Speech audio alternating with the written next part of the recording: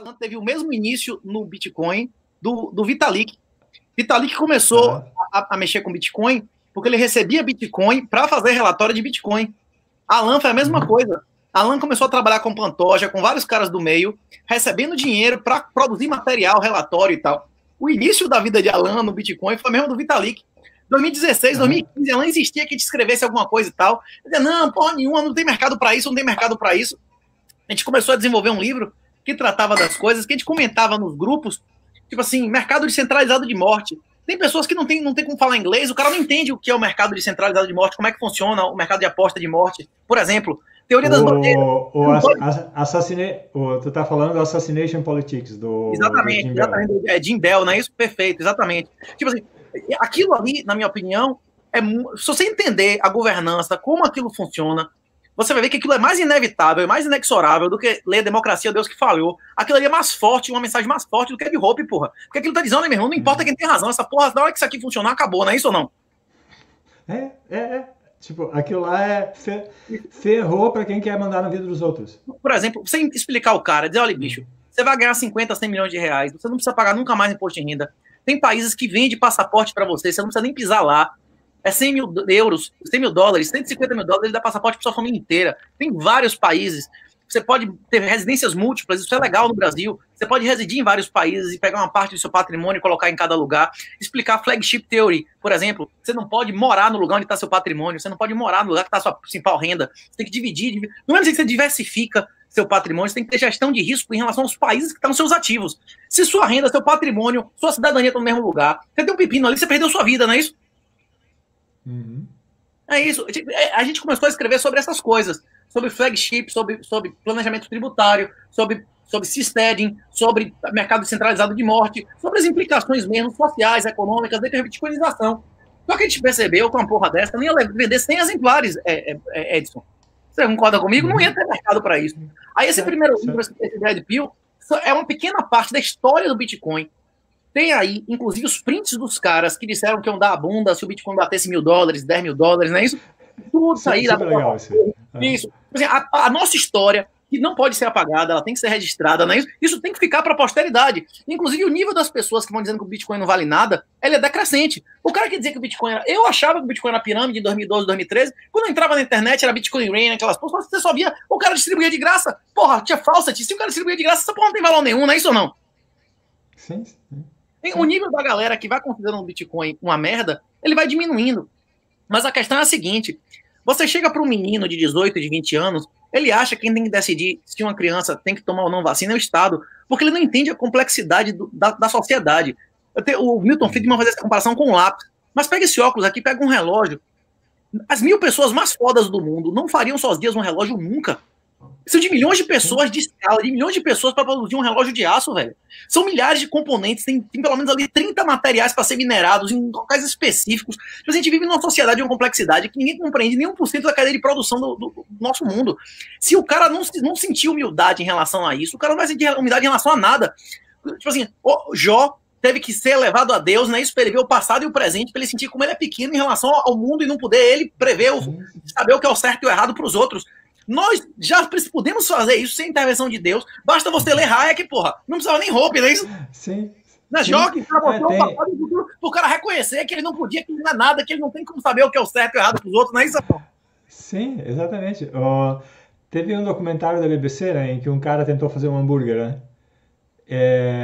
E o resultado, ele teve um trabalho do caralho e o hambúrguer não ficou bom, né? Eu não sei se você viu isso. Então, você imagina, mesmo um produto alimentício relativamente simples, né? Fazer um hambúrguer, fazer um pão, né? Criar um bicho, matar... Fermento, meu irmão. Fermento é gerações de desenvolvimento. Sim. Você conseguiu um fermento de qualidade, é coisa de séculos, porra. Pegando tripa de bicho, a porra toda, isso é simples, velho. Sim. Uma camisa.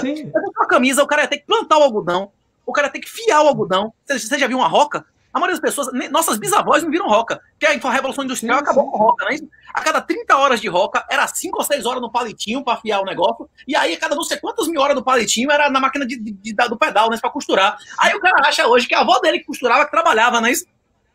Sim. Sua avó trabalhava 100 vezes menos que a bisavó dela, não é isso? Sim, mas assim, o ponto que eu só queria fazer, né, é que, tá, ok, a gente tá falando de, sei lá, um controle remoto, por exemplo, né?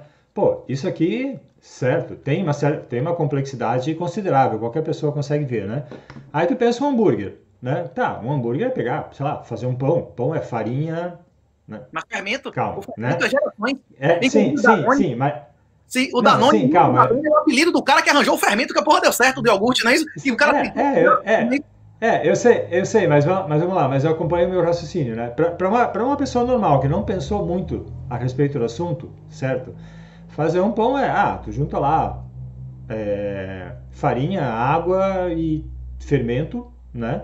Tá? Coloca num forno que tu consegue fazer de pedra, talvez, sei lá, assa, aí tu cria um bicho, mata o bicho, moe a carne, ou talvez não, sei lá, coloca no meio e ok, tu tem um hambúrguer. A pessoa vai pensar alguma coisa assim, né?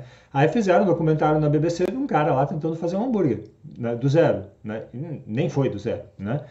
E o cara teve um trabalho do cão, não ficou bom Fez o uma merda, hambúrguer, né? fez uma broa, né? Então, tipo, imagina computador, imagina as milhões de outras coisas que a gente tem no mundo absurdamente mais complexas do que um hambúrguer, certo? Era Mas pelo menos só, era objetivo. só, Um computador, por exemplo, você fazer um lápis, como aquele exemplo do Milton Friedman, tipo assim, qualquer país sim. do mundo consegue fazer um lápis sozinho, se ele tiver o minério. Uma coisa objetiva. Um iogurte já depende de Uhum. bactérias específicas, que se não tiver aquela bactéria no país, você não tem como fazer do zero, não é isso ou não? É uma coisa, fazer uma Sim, sim. cerveja, é uma coisa artística, né? Você tem que ter as cepas para fazer aquela fermentação específica, né? Mas voltando Aham. ao livro, mas Edson, por exemplo, a maioria da sociedade, isso não é mencionado no livro, que a gente fala um bastante, inclusive o livro é uma obra introdutória de formação de público. Eu já aceito de Uhum. adiantado qualquer convite que você me faça, embora eu ache que não existe público para. Tipo, não tem pessoas suficiente interessadas em ouvir o que eu tenho a dizer. O livro está vendendo bem, já teve mais de 2.000 acessos lá no site da Amazon, mas a maioria da galera que está acessando o livro são pessoas que já acreditam nisso. O cara não está ali para aprender nada, o cara está ali porque ele já acredita naquilo e ele quer reforço, inclusive reforço de nota de rodapé, de exemplos históricos, para a opinião que já é dele. E muita gente compra um E, livro, aconteceu 10 vezes, e depois compra 10 para empurrar no parente de Natal, não é isso? eu vou colocar um outro ponto. Isso acontece comigo, tá? Muitas vezes eu compro livros, digamos assim, básicos, né, de assuntos que eu já conheço, porque eu quero conhecer argumentação básica, digamos assim, diferente das que eu conheço, para que quando Exemplo, alguém me faça, para que quando alguém, né, que é completamente fora do meio, venha me fazer alguma pergunta, eu consiga explicar melhor. Então, acho que esse também é um ponto. Muitas vezes alguém que já conhece Bitcoin, já sabe o que é, ok, o cara já está cansado de saber aquele assunto. Mas ele vai lá para ter mais base teórica, ter mais base argumentativa para tentar explicar melhor para as outras pessoas. Eu acho que esse também é um público. e, por exemplo, muita gente entende Bitcoin, Carnu, por exemplo, porra, um cara essencial, um cara foda na comunidade, entende Bitcoin tecnicamente, mas como o cara não é da área, não tem formação econômica, política e tal, o cara muitas vezes não entende as, as, as consequências sociais e financeiras do negócio. Tem muita gente que não é libertário e tem papel importante até na comunidade. Vou dar um exemplo. Uhum. Né? No Facebook, tem duas comunidades principais. Tem o Vale dos Banidos e o Vale dos Piramideiros, não é isso? Não tem as duas comunidades principais, é o Vale dos Banidos e o Vale dos Piramideiros. O Vale dos Piramideiros era controlado por uma galera top, porra. Inclusive por Rodrigo Souza, que foi o cara que, porra, que botou a Fox pra ser a Fox, né? Agora ele botou a outra, que é a mais volume, que é pra ser mais volume, um cara foda. Tinha a Mica, tinha vários caras foda que era da moderação, não é isso? Foi dado, esse negócio foi dado aleatoriamente. Tinha um gordinho lá que entendia Bitcoin, mas que não entendia a aplicação do Bitcoin, e foi dado para um comunista. O cara fazia o que quisesse no grupo, não é isso?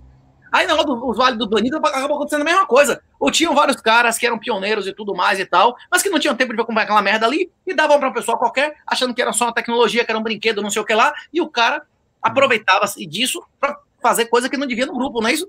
Porque é isso. Eu não acompanhei esses grupos, tá? Eu conheci Bitcoin lá por 2015, coisa assim, e comecei a estudar muito por conta própria. Então eu realmente não acompanhei esses grupos de discussão. Então eu não O conheço essas negócio, o histórias. negócio é o seguinte: eu só estudei na Holanda, na Itália, na Alemanha, eu só fui ser bolsista da União Europeia. Depois que eu já tinha feito carreira acadêmica, Porque eu tinha percebido, quando eu comecei a estudar mercado de capitais e tal, o que eu estudava era por que bolsa, como é que bolsa existe no Brasil? Se você tem uma empresa, você consegue dinheiro subsidiado no BNDES, no Nordeste, pra que porra você vai querer sócio? Só se você achar que a empresa é uma desgraça, que é melhor você vender, não é isso? Isolar na mão do otário, não é isso? Não existe bolsa, não tem mercado imobiliário viável. Onde tem dominância bancária, onde não tem legalidade. Não tem legalidade, não tem nenhuma proteção do minoritário, tem dominância bancária, é melhor você pegar dinheiro emprestado no banco do que você ir no mercado de capitais, não é isso? Então como é que tem bolsa no Brasil? Aí a gente foi percebendo através da pesquisa que mais de 80% das empresas elas perdiam do ouro, que ouro não é investimento. Então bolsa também não é investimento, não é isso? Você pega a listagem de bolsa das empresas que tinham 94, a maioria virou pó. As que não viraram pó, as que bombaram, botaram o minoritário para fora. Odebrecht fechou capital, Taurus fechou capital, CBC fechou capital. Uma cacetada de empresas que bombaram, fecharam capital, botaram o minoritário para fora e ficaram um lucro para eles, não é isso? Aí eu comecei a estudar isso, inclusive, em outros países. E eu comecei a entender que é um jogo que é rigged, que o jogo já é feito para o investidor de varejo se fuder. E quando começou o negócio de juro negativo, eu comecei a perceber o juro negativo e eu percebi, porra, agora, além do minoritário se fuder, acabou esse negócio de juntar dinheiro para você se tornar rico. Porque com juro negativo, quanto mais você acumular, mais você financia o Estado e mais você se empobrece. Aí eu comecei, inclusive, a ficar mentalmente perturbado com isso.